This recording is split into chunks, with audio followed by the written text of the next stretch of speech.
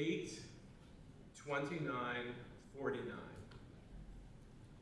I repeat these numbers several times each week. It's Doug's birthday, August 29th, 1949. I say these numbers to the medical and dental receptionists, to the person at the Bloomington Hospital Infusion Center who's about to slap a band on his wrist, to the nurse who needs to verify his identity just before she gives him his injection, to the physical therapist, the CVS pharmacy technician. Well, you get the picture. I know Doug's birthday better than my own, but I'm getting a little ahead of myself. So on that date in 1949 at St. Luke's Hospital in Bethlehem, Pennsylvania, Doug was born to Jackie and Ed Bauder.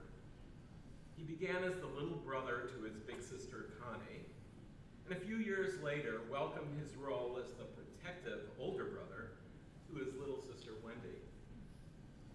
In his formative years, Doug was the best little boy in a moderately conservative Republican family. At age 6, he rode his bike adorned with red, white, and blue streamers and a small banner declaring, "I love Ike." I like Ike. I like Ike.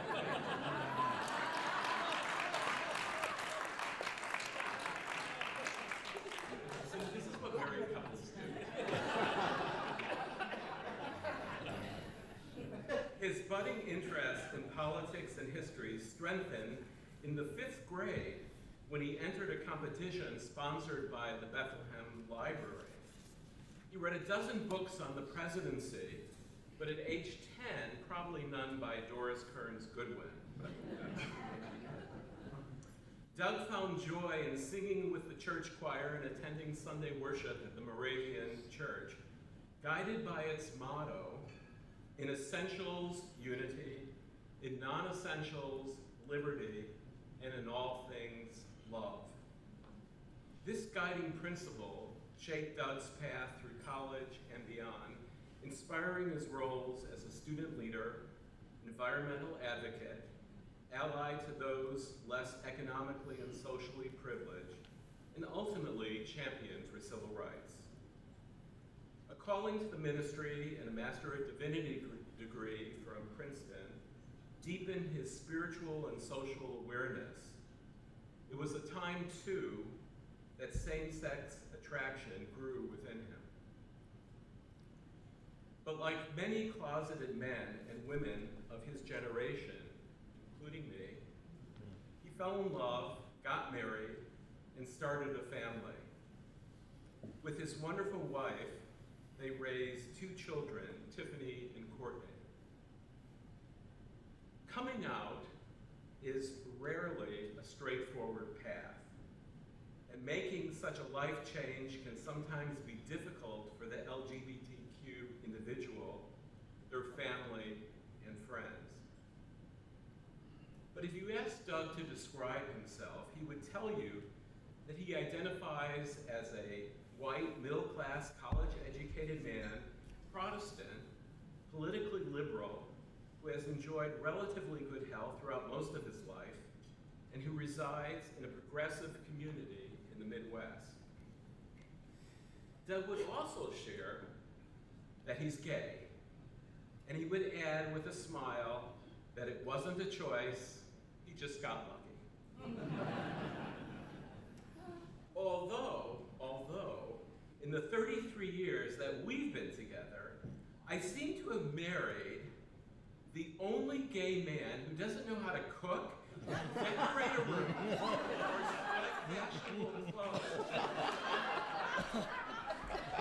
Way to go, Marty. The only one I've ever met.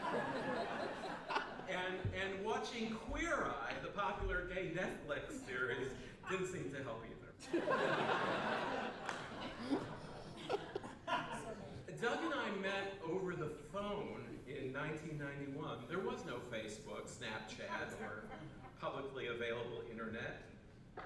I was recruited from the University of Illinois to IU as a newly appointed professor. And Doug was pastoring a church in a small rural community outside of Madison, Wisconsin. And at that point, a single dad. Because I was fully engaged during the week as an administrator, researcher, and teacher, and he was occupied on the weekends as a pastor, it fell to me that I traveled from Bloomington to Madison every other weekend, a 7-hour drive in each direction. It's what you do when you're in love.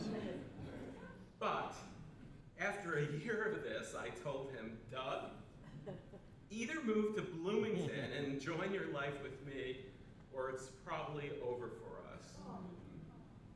Well, you know what he chose.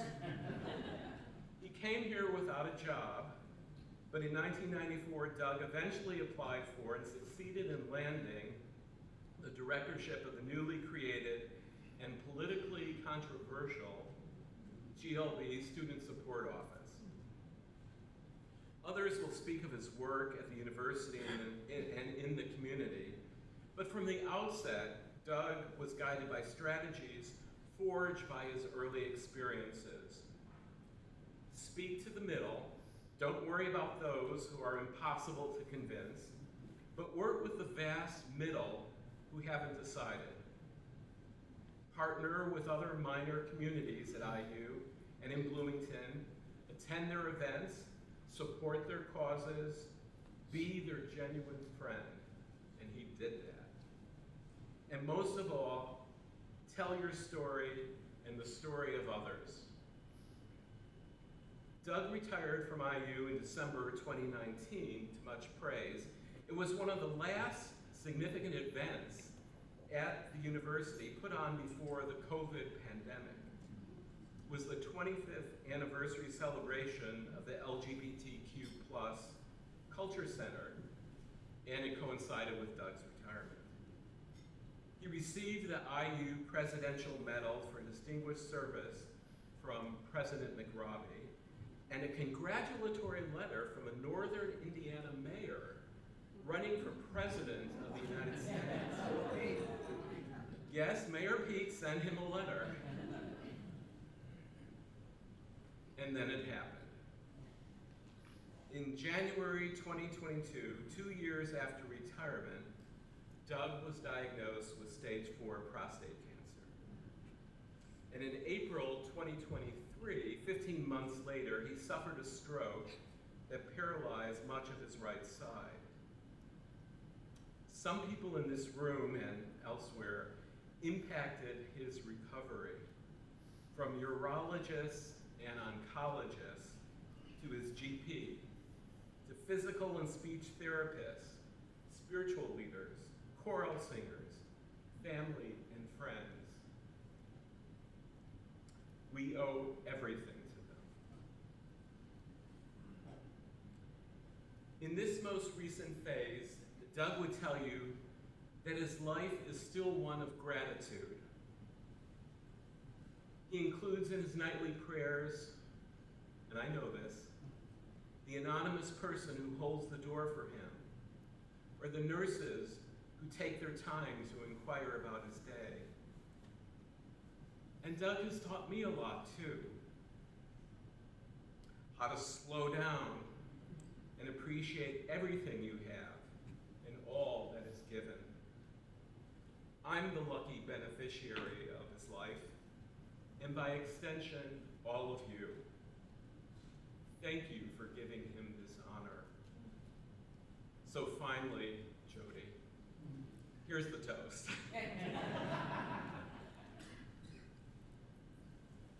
To Doug Bauder, activist, counselor, mentor, storyteller, friend, may you continue to share your generous heart, gentle wisdom, authentic stories, and empathic love with this community, your friends, your family, and with me. And I'll continue to select your shirts and sweaters. L'exhaim.